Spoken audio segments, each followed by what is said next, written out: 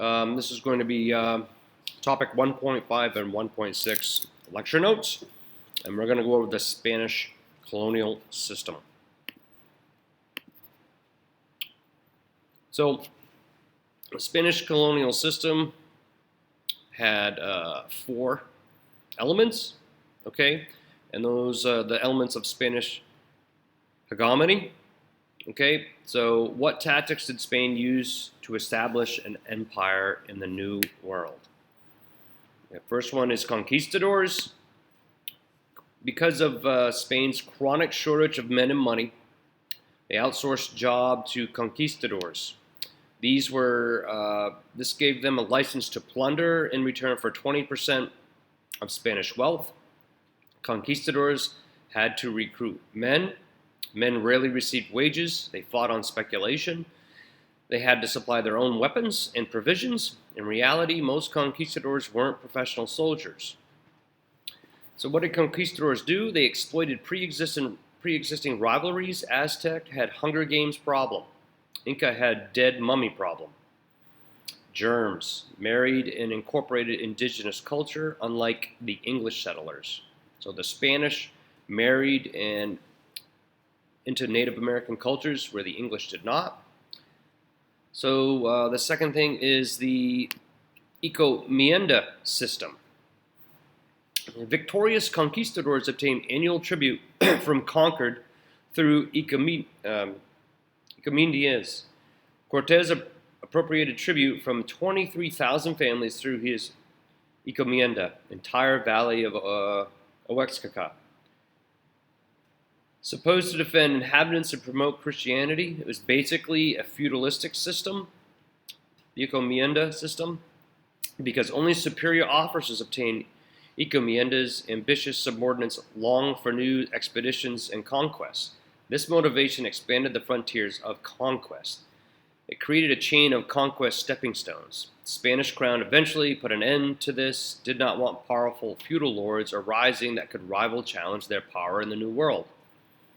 Encomienda was designed to force indigenous people's living standards down to a subsistence level and thus extract all income in excess for the Spaniards. So in essence, this system put the natives at the bottom, and the top of the encomienda took all their wealth. Though this generated wealth for the Spaniards, it also turned Latin America into the most unequal continent in the world and sapped much of its economic potential. Little incentive to work hard or innovate. Because the Spanish lived as parasites off the natives, they could not linger where Indians did not practice horticulture. Nomadic Indians, the periphery, were a formidable obstacle. So the abandonment of Buenos Aires, which is now present-day Argentina, the capital, reveals the logic of the Spanish colonization. The Spanish were not interested in tilling the soil themselves. They wanted others to do it for them. The great climate was a very hospitable region, but natives in the region refused to cooperate with Spaniards or work for them. This is also why Argentina and Chile have fared better economically in the present. They were neglected by the Spanish because they had few indigenous people or mineral riches. The poorest part of Argentina today is in the northwest, the only section of the country that integrated into the Spanish colonial economy. Later form of administration, they had viceroys, lawyers, and bureaucrats and clerics. Indians became sharecroppers on haciendas. Viceroys could distribute haciendas if they saw fit. No elective assemblies. Crown reserved authority over all important decisions and many minor ones. Requests for instructions took a year.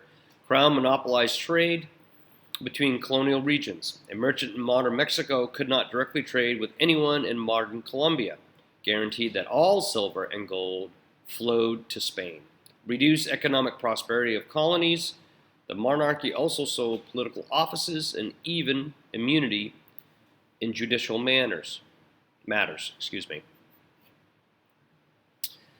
Spreading of Catholicism or Christianity. The Spanish had a habit of building churches on sites that destroyed native temples. Priests oversaw the destruction of native temples, prohibited traditional dances, obliged Indians to build new churches and adopt the Catholic rituals. Friars found chain of missions completed with colonists for Indian labor, began to raid nomadic tribes nearby for slaves. Eventually, the Catholic Church would own half of best farmland in Mexico, which equaled the collected tithe from Mexicans. A tithe is like a gift or a tax, so to speak. Received lots of real estate in wills or taken in mortgage. Church was chief money lending institution in Latin America. Church was property owner and never died. Never had to subdivide property among the heirs. Usually what happens is if, like say I owned a huge amount of property and I died, I usually would split it up amongst my male sons. If I didn't have any, the husbands of my daughters. Well, the church never died. So the land never got subdivided or changed hands. The caste system. Okay, we talked about a caste system that's in Europe. Okay, kings are on top and nobles, and then you got your merchants, your tradesmen, your business owners in the middle, and then the bottom half is 90% peasants. It's a complex racial hierarchy.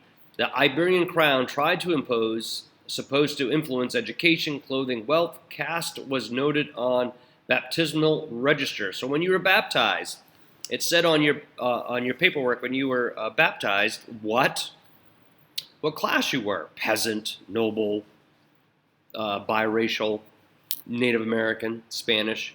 So they knew who you were. So there was too much racial intermixing. So 9-to-1 male to female ratio among Spanish. So there's a lot of males and very few females. Confounded the Spanish. Paintings created to try to simplify the complex system. 16 categories. Could also buy your way out of a low caste or a low standing in life. So because the crown needed money, Latin Americans tend to think of race as a negotiable spectrum. So I could buy my way to be in a higher class or a higher race. Latin Americans tend to think of race as a negotiable ladder to be ascended. So you can start out the bottom and you can work your way up depending how much money you had. So this was not as rigid as the Spanish would have liked it to be.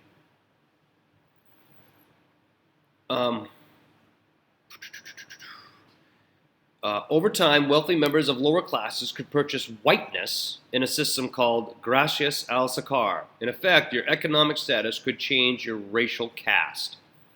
So if I was rich, I was if I was rich, I was quote-unquote white.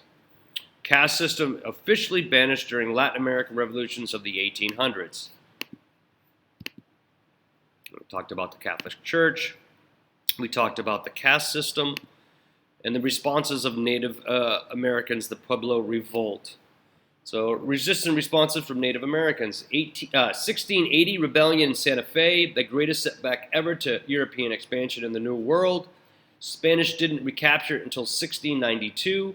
12 years later, caused Spanish to abandon encomienda system. Pueblo had been reduced from 60,000 Native Americans to 17,000 and still expected to produce the same amount of tribute. Some elements of transculturation. Virgin of Guadalupe was dark-skinned. Provision of blood on colonial Mexican crucifixion figures. Black women sang in church, choir in Cuba by refashioning religion in own likeness. Indigenous more easily consented to basic ideology of colonization. Then we have the fall of Spain. Spain spent all the wealth on costly military interventions, organized a grand convoy of 60 to 70 large ships and large Royal Navy galleons to carry silver back from Pelosi. In 1550, French pirates cut in half the Spanish royal revenue by attacking silver ships. That's why St. Augustine was founded, but ended up draining Spanish crown. Dutch captured an entire fleet in 1628, 200,000 pounds of silver, and bankrupted Spain. The defeat of the Spanish Armada in 1588, 130 warships carrying 2,431 cannon and 22,000 sailors. Inept leadership in Spain. In 1661, El Hachazado, born Charles II, the inbred, the hex, thought it was caused by sorcery, threw dead saints and relics in bed with him, couldn't speak until he was 4, Didn't walk until he was 8. His tongue was so large that he drooled frequently. Couldn't chew food because of a pronounced underbite.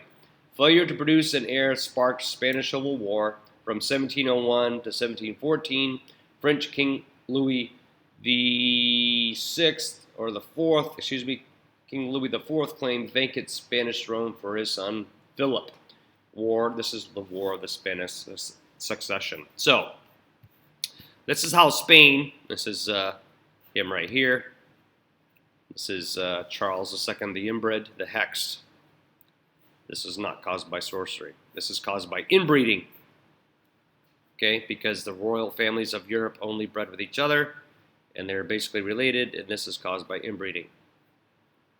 So that's the end of the lecture. What I also like you to do is to watch the topic of